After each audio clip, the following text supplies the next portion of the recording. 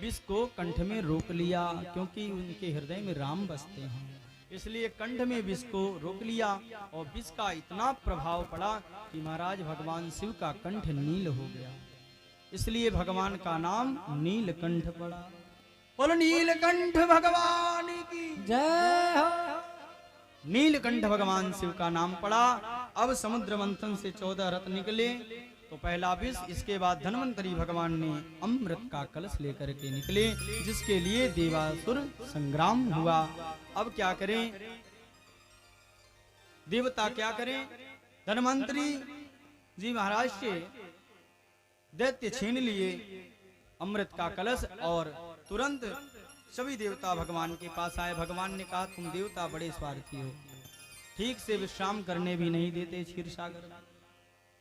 तो भगवान ने दिव्य मोहिनी अवतार धारण किया। बोल मोहिनी अवतार भगवान की जय हो। ये छमछमाती महाराज 16 श्रृंगार करते भगवान मोहिनी अवतार धारण किए, और मटक मटक करके देवताओं दैत्यों के सामने चलने लगे। देवता भगवान के ऐसे स्वरूप को देख करके निहाल हो गए। महाराज बोले, सब देवता दैत्य चाहते थे ये हमको मिल जाए, परंतु अब भगवान ने कहा, देखो तुम लोगों में ये जो होड़ हो रहा है, इसका समाधान मेरे पास है। बोले क्या? बोले अमृत का कलश हमें दो। अब तो महाराज अमृत का कलश दे दिए, एक तरफ देवताओं को बैठा, एक तरफ दैत्यों को। और भगवान ने कहा, चिंता मत करो, ऊपर का देवताओं का जल पिला देता हूँ, नीचे के गाढ़ा गाढ़ा तुम दैत्यों को पिला दूंगा। दैत्यों ने कहा, ठीक है ठीक है, क्योंकि रूप सौंदर्य पर इतना निहाल है महाराज की अब कुछ दिख नहीं रहा। तो जैसे ही पिलाना देवताओं को आरंभ भगवान ने किया, तैसे एक स्वर भानु नाम का दैत्य समझ गया और आके देवताओं का रूप बना करके बैठ गया। तब तक एक देवता देख लिए, भगवान को बताए। भगवान ने चक्र सुदर्शन का आह्वान करके ईश्वर भानु नाम का सिर को काट दिया, और वही राहु और केतु में परिणित हुआ।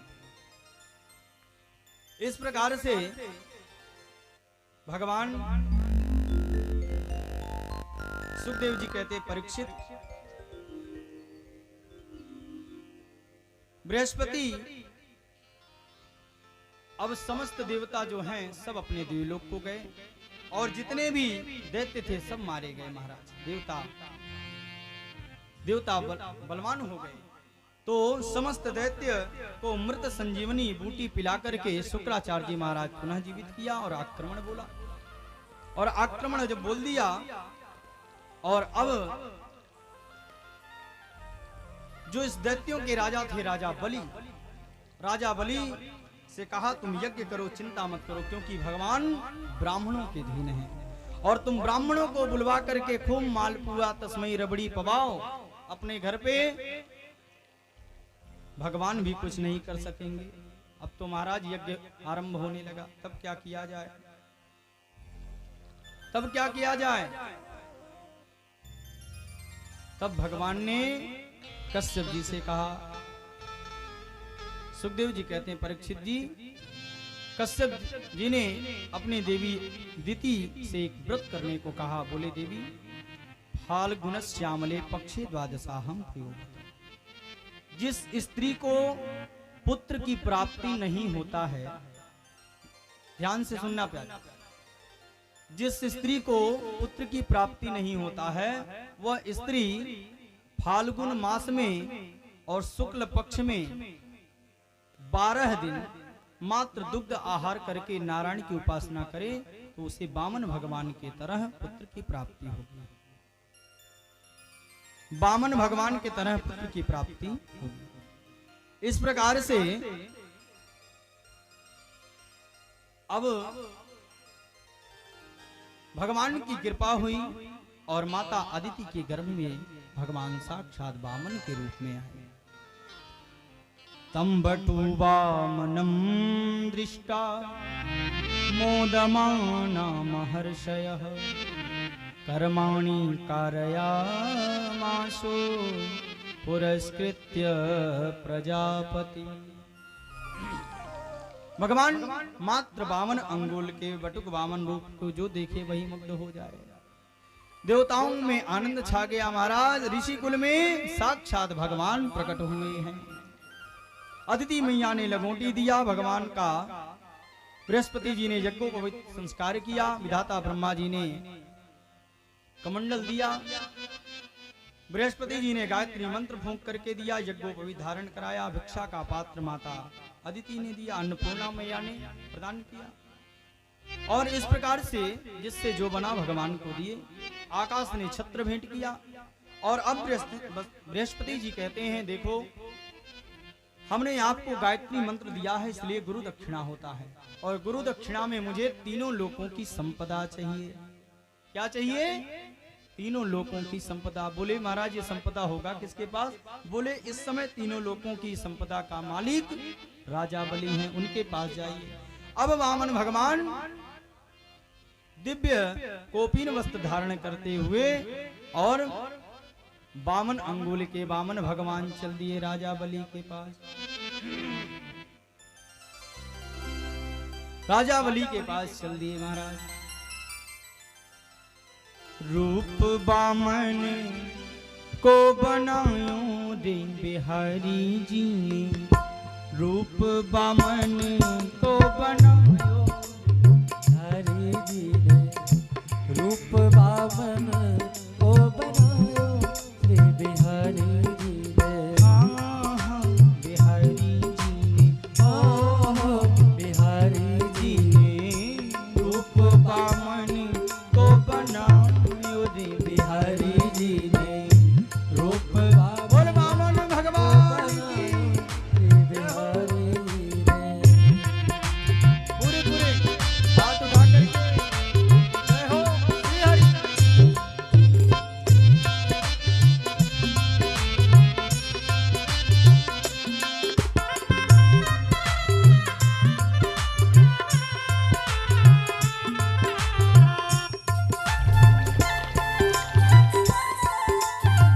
हो।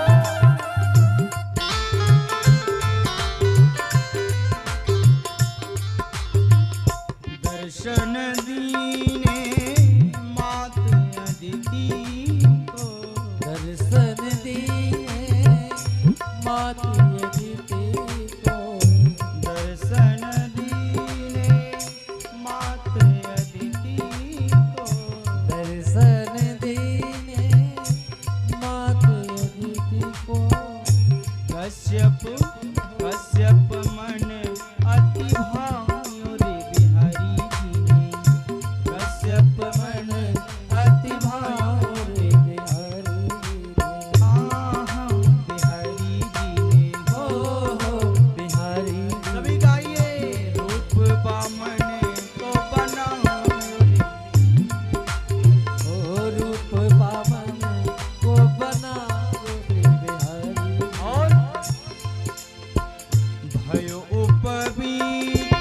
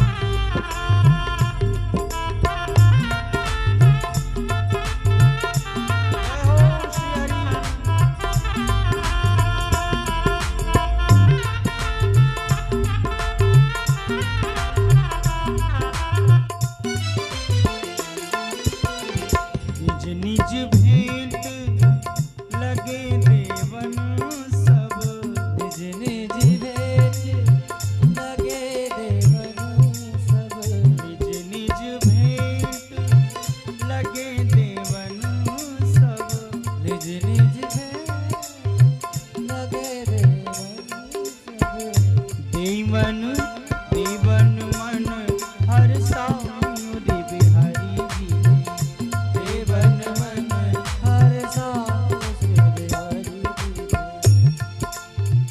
वामन विप्र सदा ब्रह्मचारी वामन विप्र सदा ब्रह्मचारी वामन विप्र सदा ब्रह्मचारी वामन विप्र सदा ब्रह्मचारी देख देख सबन सुख पाऊं रे बिहारी जी ने रूप बनायो श्री बिहारी जी ने। ओ रूप बामन को बनाऊं रे बिहारी जी ने रूप बामन को बोल बामन भगवान की रूप बामन को बनायो श्री बिहारी ओ बिहारी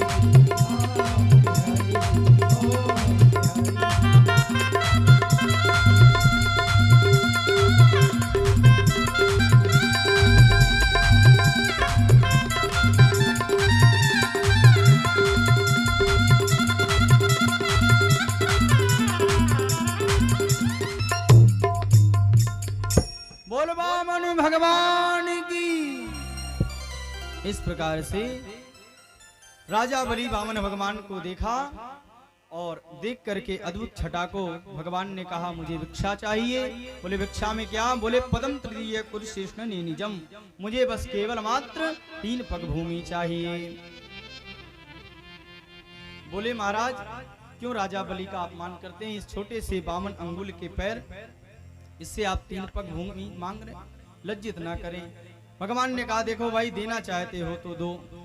तब जो है भगवान ने कहा, राजा बलि ने कहा ठीक है। अब 3 पग भूमि संकल्प करने जा रहे थे, तैसे शुक्राचार्य जी महाराज आ गए।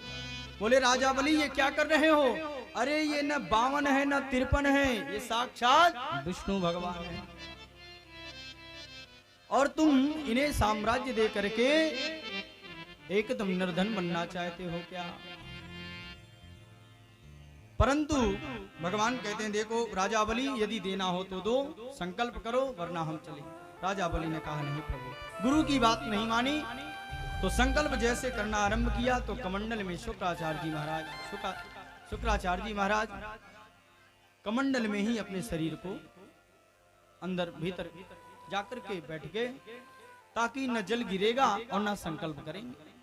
तो भगवान एक कुशा उठा करके उस कमंडल में छिद्र कर दिए और जैसे छिद्र किए तो एक आंख शुक्राचार्य जी की फूट गई और सीधे कमंडल से निकल करके परिणित हो गए आकाश। भगवान ने शुक्राचार्य जी की आंख क्यों फोड़ा पता है? भगवान ने कहा कि लोगों को एक आंख से देखना चाहिए कि 2 आंख से? देखिए कह रहे हैं 2 आंख से। आप बताइए माता, एक आंख से देखना चाहिए कि 2 आंख से? एक आंख से।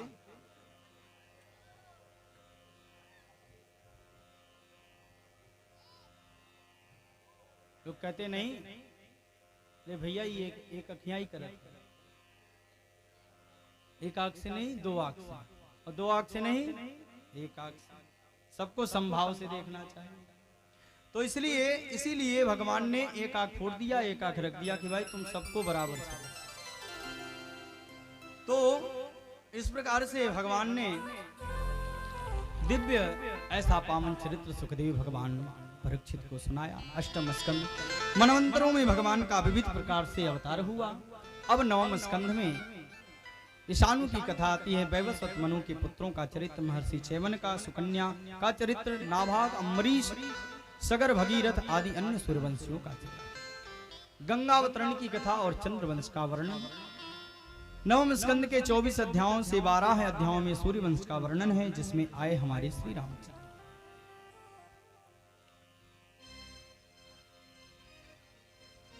और सुखदेव जी कहते हैं परीक्षित अब हम तुम्हें सूर्यवंश का वर्णन सुनाते हैं, परंतु बहुत विस्तार से सुनना। तो सूर्यवंश का वर्णन महाराज 6 महीने भी अगर राम कथा सुनाई जाए तो पूर्ण नहीं होने वाला। इसलिए बड़े ही समास भाव से राम कथा को सुनाते हैं। और सुखदेव जी कहते हैं, परीक्षित,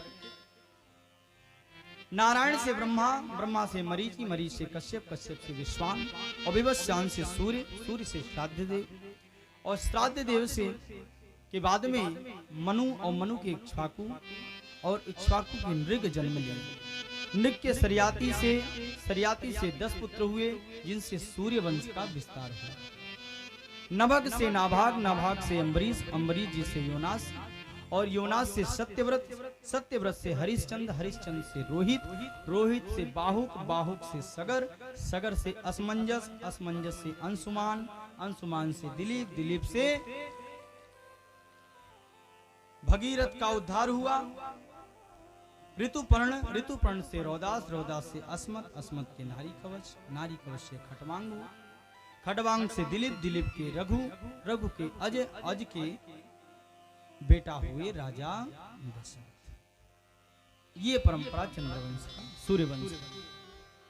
और दशरथ से हुए राम और लक्ष्मण, भरत, शत्रुघ्न।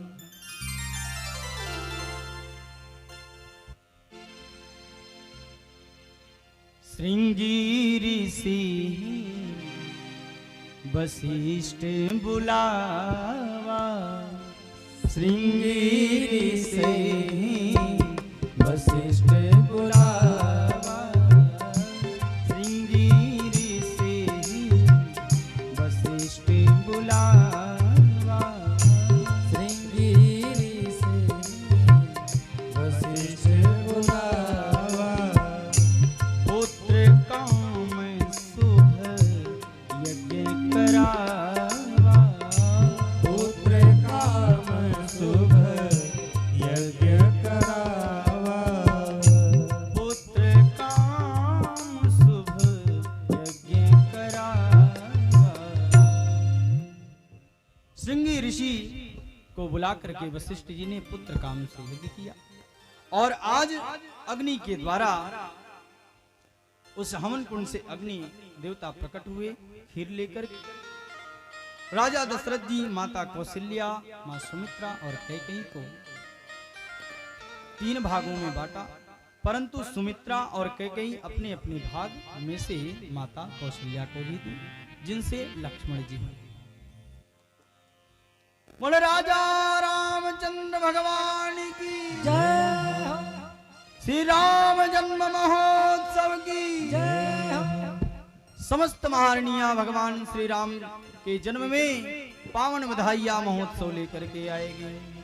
गोस्वामी जी कहते हैं, दशरथ पुत्र जन्म सुनिकाना, दशरथ पुत्र जन्म सुनिकाना, दशरथ पुत्र जन्म सुनिकाना, दशरथ पुत्र जन्म सुनिकाना, दशरथ पुत्र जन्म सुनिकाना, दशरथ पुत्र जन्म सुनिकाना, मानहु मानहु ब्रह्मानंद समाना, मानव ब्रह्मानंद समाना, मानहु ब्रह्मानंद समाना। मानव ब्रह्मानंद समाना। दशरथ जी महाराज के यहाँ आज जहाँ एक नहीं वहाँ 4 लालन प्रकट हुए हैं। बोले राम जन्म महोत्सव की जय हो। खूब सुंदर महारानियां बधाइयां गा रही हैं। अरे 4 प्रगटे ललनवा, हो 4 प्रगटे ललनवा, भवनवा में बाजे बजनवा, 4 प्रगटे ललनवा, भवनवा में बाजे बजनवा। देखिए अपने लाला का जन्म होता है तो खूब उठ करके नाचते हैं आप लोग, हाँ? खूब जो है नाचते हैं। आज राम जी का जन्म हुआ है, कृष्ण आने वाले हैं, तो बैठे मत रहिए। नाच नहीं सकते तो हाथ ऊपर उठाइए, ताली तो बजा ही सकते हैं। महारानियां गा रही हैं, राजा दशरथ जी के महल में ओ चार चार प्रगटे ललनवा, चार चार प्रगटे ललनवा, भवनवा में बाजे बजनवा, चार चार प्रगटे ललनवा, भवनवा में बाजे भैया। बाजे बजनवा ओ बाजे बजनवा, बाजे बजनवा ओ बाजे बजनवा, बाजे बजनवा ओ बाजे बजनवा, बाजे बजनवा ओ बाजे बजनवा। ऐसे नहीं मैया, हाथ उठा के संग में गाएंगे। बोले राजा रामचंद्र भगवान की, राम जन्म महोत्सव की। चार चार चार चार प्रगटी ललनवा,